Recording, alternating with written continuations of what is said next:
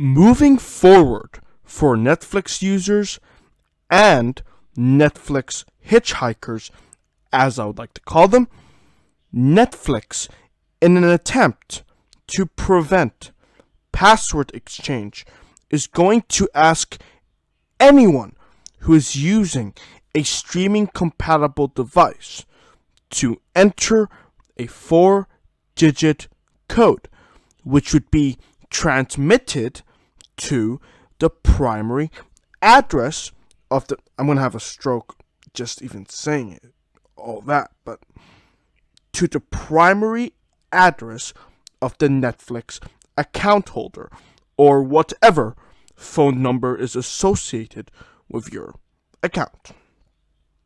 The thing is, though, the prospect of Netflix preventing password sharing doesn't sit well with, like, I don't know, let's say over 1 million people. At the same time, though, just as it is with pirating, password sharing doesn't seem to sit well with the morally righteous pricks that are living a privileged, cozy and snug life. But, ladies and gentlemen, like many things in life, it isn't all black and white. There is nuance in stories like these, discussions to be had, spears to be plunged, social media bombs to be triggered without a thought. A balanced discourse all around. Well, not really, because, elitism is a big thing, these days, but a discussion for another time.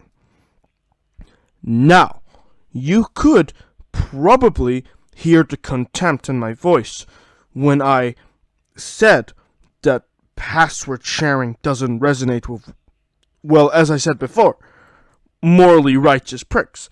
And that's my honest opinion. Because there's a misconception floating around out there that password sharing is just straight up theft and equivalent to pulling up to a DVD store and just stealing a disc. I mean, do you ever see those FBI ads that tried to criminalize pirating years ago?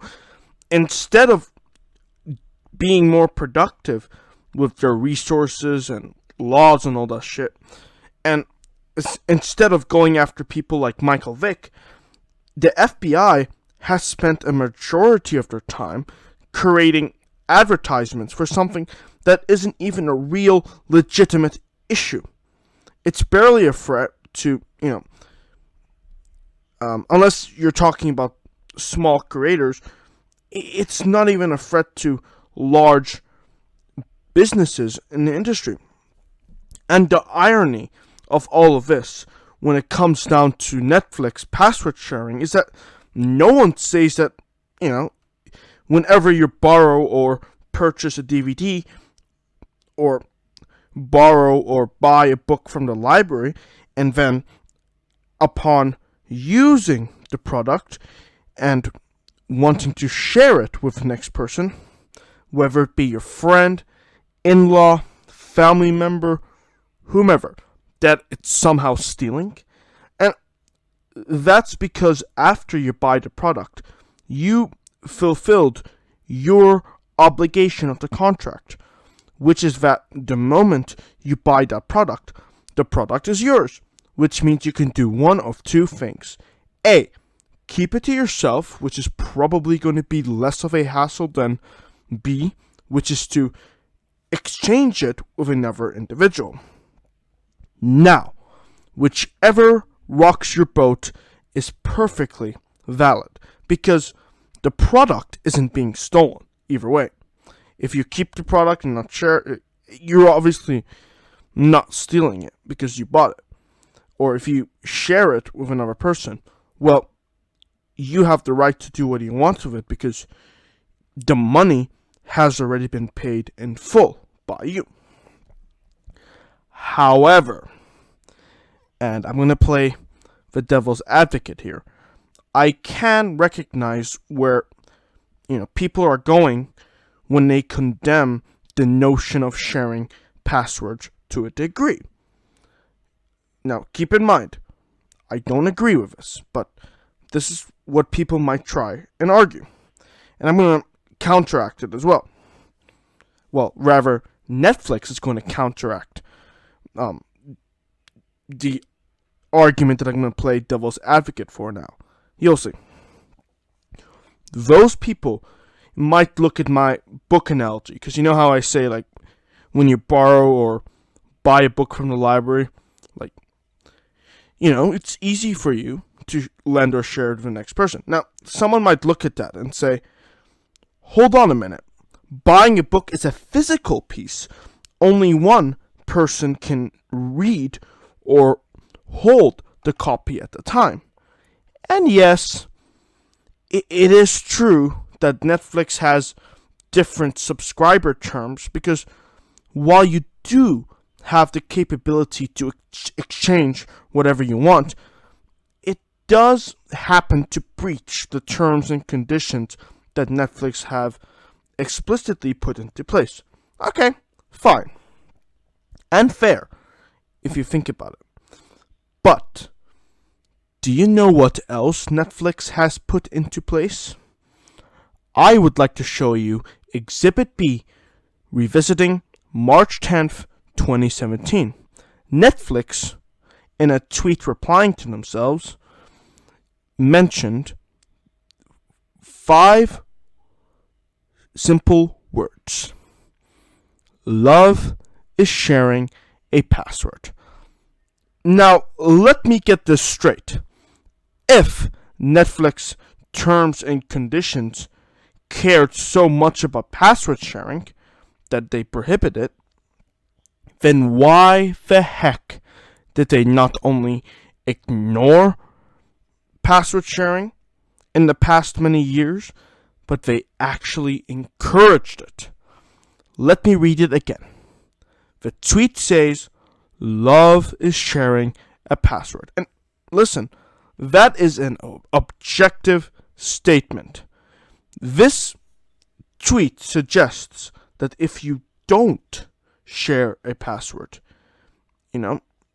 you're being a selfish wife, husband, boyfriend, girlfriend, whatever you identify as.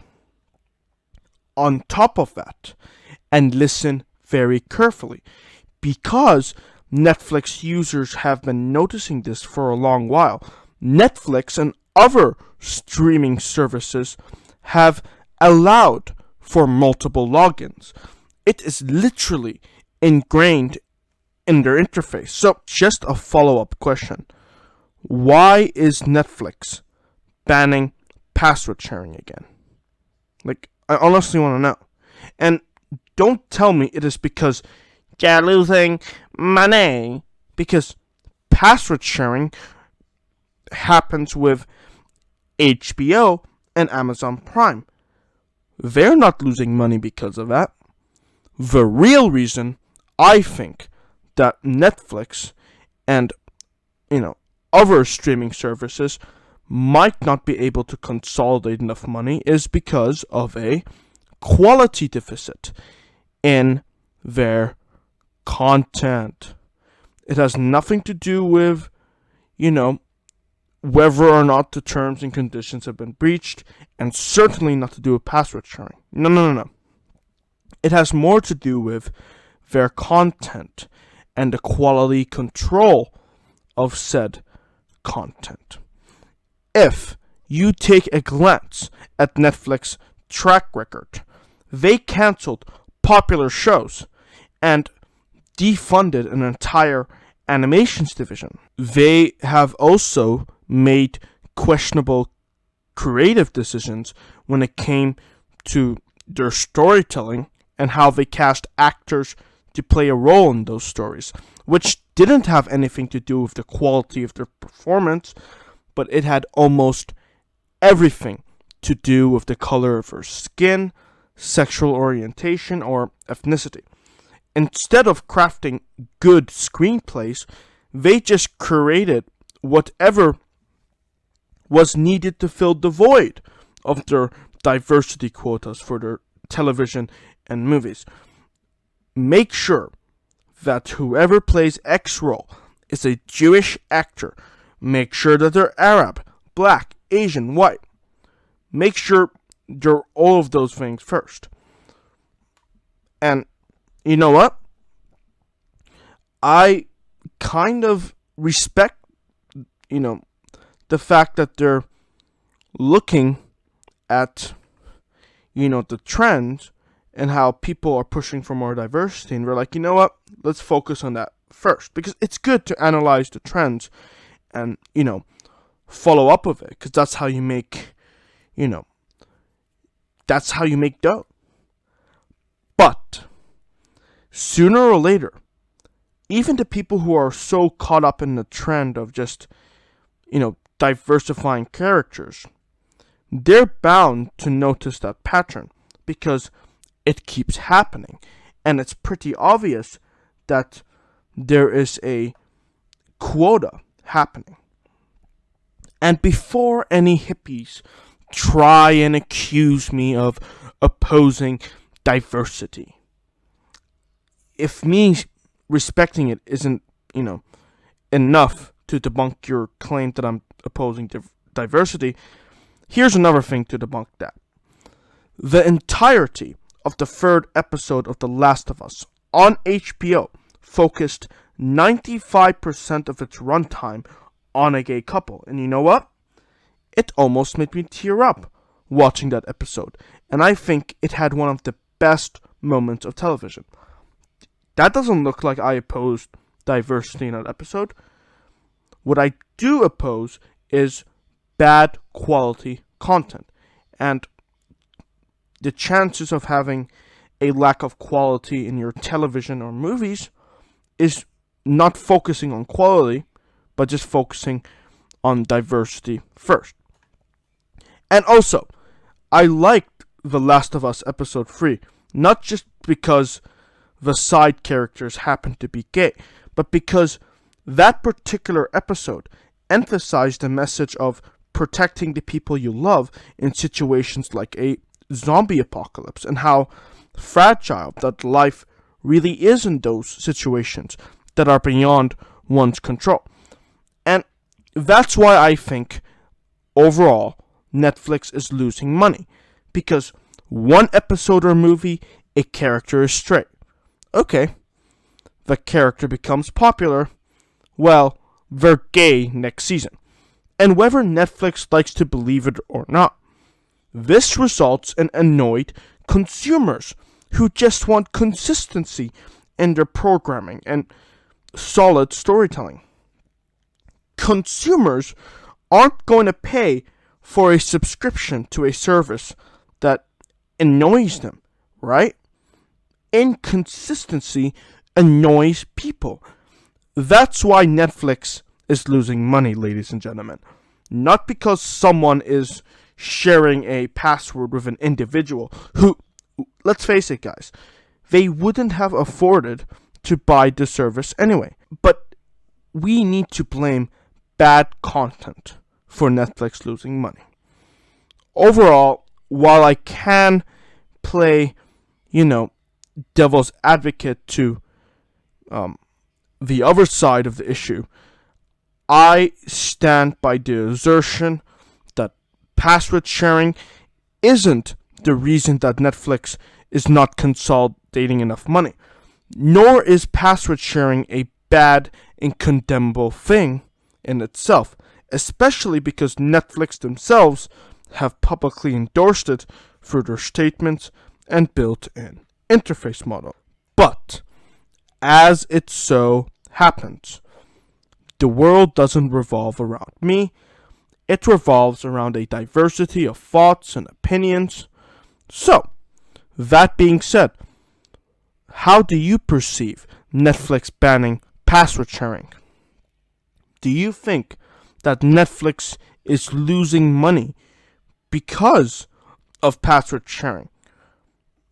And, I think more importantly, do you even support password sharing is an idea. Whatever your thoughts are, let me know in the comment section below or our Twitter inbox at Cinema